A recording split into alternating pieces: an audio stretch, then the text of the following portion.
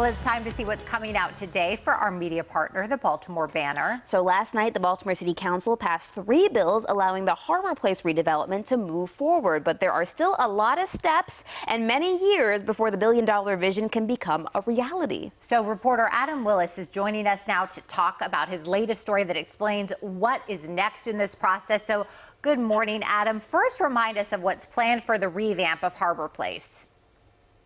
Sure. Thanks for having me.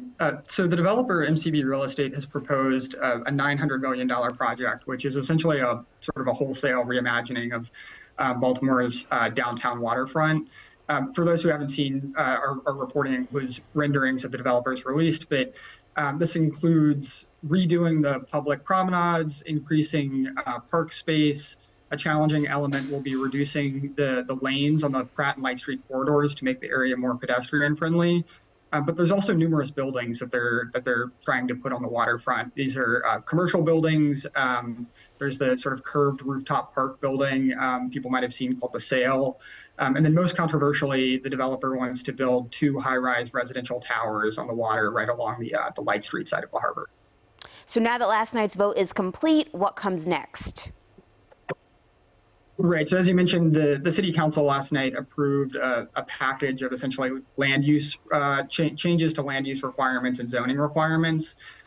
This mostly clears way for the project, except for a big referendum that's going to come on the November ballot for Baltimore City voters.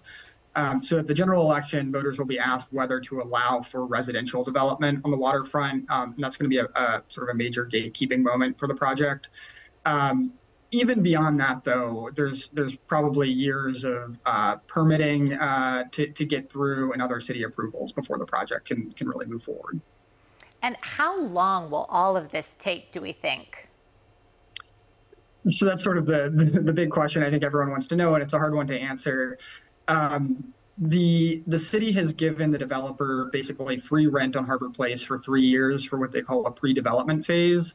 The city's economic development arm told me that they would maybe ballpark another 3 years to get through permitting, financing, construction, and getting to an initial ribbon cutting. So at a minimum, we're looking at years before this is complete. I think, ballparking optimistically, it's still going to be near the end of the decade before this is really a finished product. Wow. Thank you, Adam. We appreciate it.